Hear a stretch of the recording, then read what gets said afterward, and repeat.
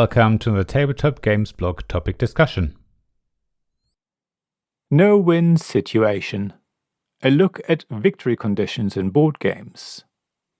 Whether we play competitive or cooperative games, we all expect someone to be the winner, even if it's the game who wins in a cooperative game. In fact, there's usually a single winner or a team in team games. Most games will list one or multiple tiebreakers to decide who is the ultimate winner.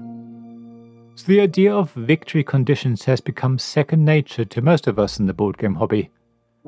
Yet there are games that don't elect a winner, and in this article I want to talk about what this might feel like.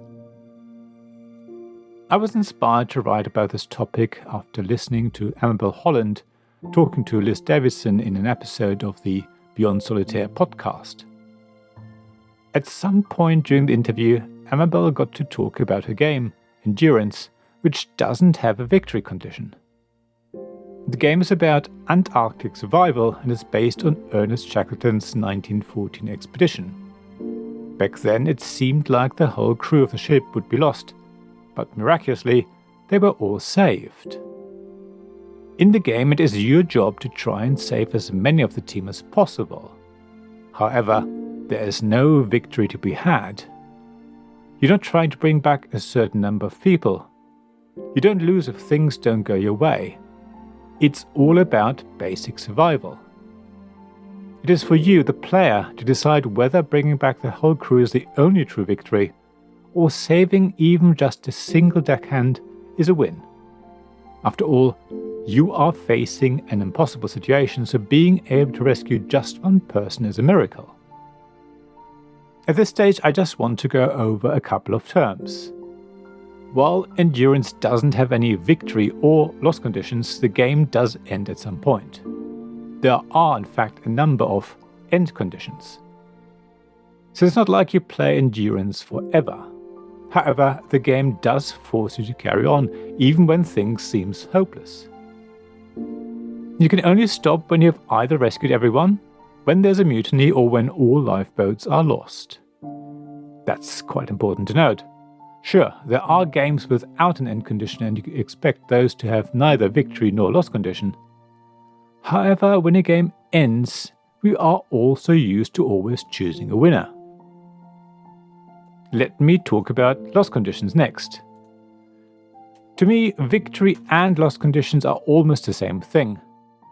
One tells you who won and the other who lost. Many games have a mix of both, and sometimes one precludes the other.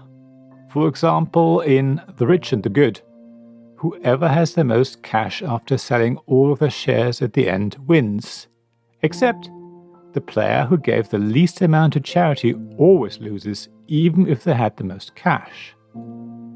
Loss conditions are also often favored in cooperative games. The team loses when a certain thing is true. Cooperative games do also have victory conditions, but explaining when the game ends with a loss makes it easier for players. At the end of the day, though, you can rephrase all victory conditions as loss conditions and vice versa. So let's go back to looking at games with end conditions but without victory or loss conditions. I think when a game doesn't decide who wins or who loses, let alone the order in which players are ranked at the end, it leaves that choice open to the players. It's a clever design choice that can be used to really involve the people around the table. In a serious setting, it forces everyone to think about what the game is about. Using Endurance again as an example, without the game telling you what is considered a victory, you have to decide how well you did, saving people trapped on the ice without hope. You have to think about what these people went through as you sit in your warm home, drinking a warm drink and maybe a snack to hand. You have to choose what victory looks like for yourself. In a lighter setting, removing loss and victory conditions from a game can elicit discussion. For example, in Bez's game, a game about drawing creatures, complementing the drawings, then complementing the complements, there's intentionally no winner. Everyone just draws a creature and then has to complement everyone else on their drawings. Finally, everyone has to compliment everyone on the compliments they have received. Nobody's asked to choose their favorite drawing or award scores. The game merely encourages everyone to look at the positives and find something that hopefully leaves another person feeling a little happier and receiving a positive note in return. It is so easy for us to let the game decide who has won.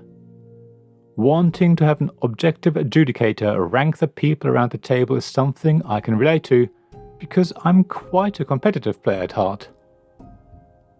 So when the responsibility of choosing a victor is handed over to us, we realize what we're actually asking for.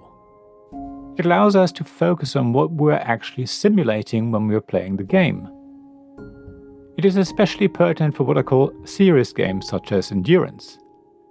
It's only natural to play a war game and want the good side to win. Yet, I wonder what war games would feel like if there was no victor or loser in the end. After all, over a certain number of turns and rounds, we send people into battle to kill the opposing forces. That killing is justified by the game simply because one of us has to win. Remove the victory condition and maybe you start to see the suffering that wars cause. Even games with less sensitive settings could benefit from removing loss and victory conditions. Imagine there being no winner in Monopoly. We could all just play property developer and try and get a large, varied portfolio of properties, houses and hotels. There would be no need to compare who had the most money or who was able to hang on the longest without going bankrupt. I feel the game would suddenly become something very different. Maybe there would be a lot less arguing and shouting. Now I wonder, what do you think about games without loss or victory conditions? Have you played any? Are you interested by the idea? What do you think games feel like where nobody wins or loses? Do you think games without loss or victory conditions are a good idea? As always, please share thoughts and experiences on the blog at tabletopgamesblog.com. I'd love to hear what you think. Thank you for listening to this Tabletop Games Blog topic discussion podcast. Please check the description below for links mentioned in this episode, as well as to the written version of this article on the blog. If you enjoyed this episode, please subscribe, give us some stars or leave a review. Please also tell your friends about me, and if you want to offer financial support, check out my Patreon and Ko-fi pages, links to which you'll find in the blog at tabletopgamesblog.com. So thank you again for listening, and I hope to see you again soon. This podcast was made possible by the generous help of my supporters. Royal Patron Sean Newman, Magic Champion John Risley, Castle Guards David Miller and James Naylor, Dice Masters Alex Bardi, Paul Grogan and Robin Kay, and Shining Lights Jacob Davis, Gavin Jones, Sarah Reed and Richard Simpson.